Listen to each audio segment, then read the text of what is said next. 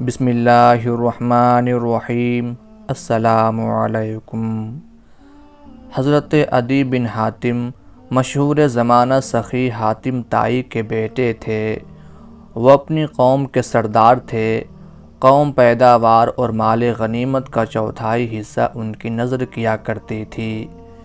اسلام قبول کرنے سے پہلے انہیں مسلمانوں سے سخت عداوت تھی۔ عیسائی تھے اور اسلام کو عیسائیت کا رقیب سمجھتے تھے۔ سردار ہونے کی وجہ سے حضور نبی کریم صلی اللہ علیہ وآلہ وسلم کا اقتدار ان کی آنکھوں میں کھٹکتا تھا۔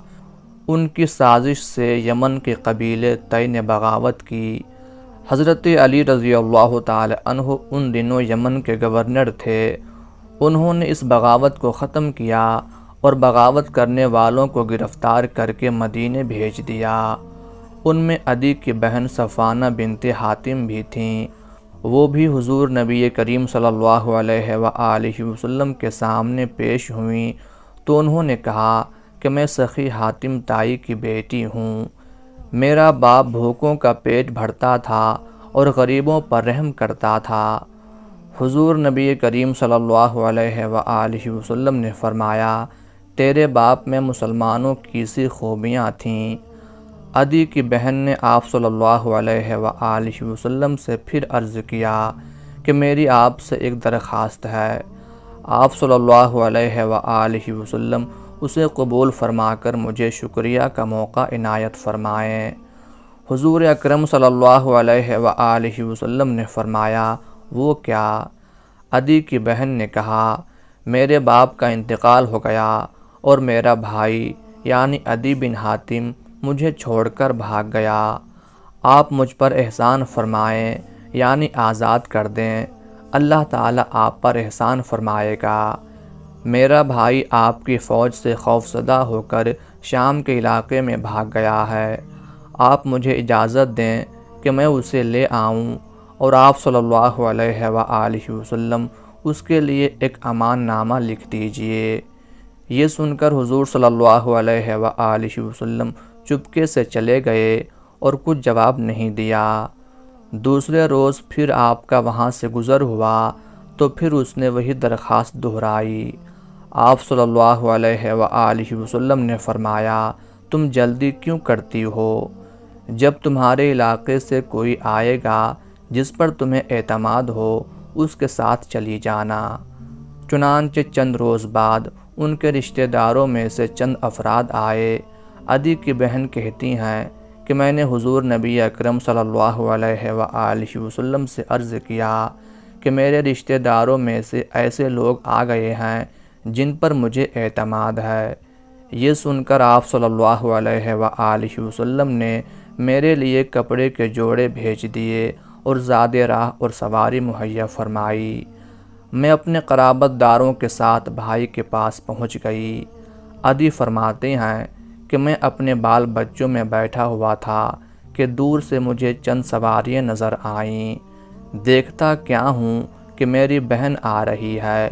وہ ابھی سواری سے اتری بھی نہ تھی کہ مجھے برا بھلا کہنا شروع کیا کہ تو بڑا ظالم ہے، قاطع رحم ہے، اپنے بال بچوں کو اٹھا کر لے گیا اور بہن کو یہاں چھوڑ گیا۔ چونکہ باتیں سچ تھیں اور میرے پاس کوئی عذر بھی نہ تھا، میں بہت شرمندہ ہوا۔ میں نے کہا، مجھے معاف کر دیں۔ پھر میں نے اپنی بہن سے رسول اللہ صلی اللہ علیہ وآلہ وسلم کے متعلق پوچھا۔ انہوں نے کہا کہ میرا تو خیال ہے کہ تم جلدی ان کی خدمت میں حاضر ہو جاؤ۔ اگر وہ نبی ہیں تو تمہیں جلدی سبقت کرنی چاہیے اور اگر وہ بادشاہ ہیں تو تمہاری عزت میں کوئی فرق نہیں آئے گا۔ عدی کہتے ہیں کہ میں نے کہا ٹھیک ہے اور میں گھوڑے پر سوار ہو کر مدینے پہنچ کر مسجد نبوی میں داخل ہوا۔ آپ صلی اللہ علیہ وآلہ وسلم مسجد نبوی میں تشریف فرما تھے۔ میں نے سلام کیا۔ آپ صلی اللہ علیہ وآلہ وسلم نے فرمایا، عدی بن حاتم طائی ہو؟ آپ مجھے اپنے ساتھ گھر لے چلے۔ راہ میں ایک بڑھیا نے آپ صلی اللہ علیہ وآلہ وسلم سے باتیں شروع کیں۔ آپ صلی اللہ علیہ وآلہ وسلم وہیں کھڑے رہے جب تک بڑھیا کی داستان ختم نہ ہوئی۔ میں نے سوچا کہ بادشاہ اس طرح ضعیف بڑھیا عورتوں کے روکنے سے نہیں رکا کرتے۔ محمد صلی اللہ علیہ وآلہ وسلم بادشاہ نہیں ہیں۔ گھر میں داخل ہوئے۔ جس گدے پر آپ صلی اللہ علیہ وآلہ وسلم بیٹھا کرتے تھے اسے میری طرف سرکا دیا۔ گدا ایک ہی تھا۔ میں نے عرض کیا، نہیں، آپ صلی اللہ علیہ وآلہ وسلم اس پر بیٹھیے۔ فرمایا، نہیں، آپ بیٹھیں۔ چنانچہ میں اس پر بیٹھ گیا اور رسول اللہ صلی اللہ علیہ وآلہ وسلم زمین پر بیٹھ گئے۔ اب مجھے یقین ہو گیا کہ آپ بادشاہ ہرگز نہیں ہیں۔ بیٹھتے ہی فرمایا کہ عدی، تم اپنی قوم سے پیداوار اور مال غنیمت لیتے ہو؟ میں نے کہا، جی ہاں۔ حضور صلی اللہ علیہ وآلہ وسلم نے فرمایا کہ یہ تمہارے دین کے تو خلاف ہے۔ عدی نے کہا، بے شک۔ اب میں نے دل میں سوچا کہ ہو نہ ہو یہ نبی ہیں۔ پھر آپ صلی اللہ علیہ وآلہ وسلم نے فرمایا، اے عدی، تمہیں یہ امر مانے ہوا کہ مسلمان نہایت مفلس اور غریب ہیں۔ عدی، وہ وقت آنے والا ہے کہ مسلمانوں کے پاس اتنا مال آئے گا کہ کوئی زکوٰۃ لینے والا نہیں ملے گا۔ فرمایا، اے عدی، شاید تمہیں یہ چیز روکتی ہے کہ مسلمانوں کے مقابلے میں بڑی بڑی زبردست سلطنتیں ہیں، دشمنوں کے پاس بے شمار فوجیں ہیں اور وہ ہر طرح کے ہتھیاروں سے مسلح ہیں۔ سنو عدی، وہ وقت آنے والا ہے کہ مسلمانوں کی سلطنت اتنی وسیع ہو جائے گی اور ایسا زبردست انتظام ہوگا کہ ایک عورت تنہا قادسیہ یعنی کوفہ سے کئی میل فاصلے پر ہے سے چلے گی اور خوفناک جنگلوں کو طے کرتی ہوئی مدینے میں داخل ہو جائے گی۔ عدی، شاید تمہیں یہ بات روکتی ہے کہ سر دست مسلمانوں کی سلطنت بہت تھوڑی ہے۔ عدی، خدا کی قسم، ایک وقت آنے والا ہے کہ اسلامی فوجیں کسریٰ جیسی سلطنت کو پاش کر ڈالیں گی۔ عدی، کیا ابھی وہ وقت نہیں آیا کہ تم پڑھو اللہ اکبر، اللہ بہت بڑا ہے؟ حضرت عدی کہتے ہیں کہ یہ تقریر سن کر میں اسی وقت مسلمان ہو گیا اور حضور صلی اللہ علیہ وآلہ وسلم کا چہرہ خوشی سے چمک اٹھا۔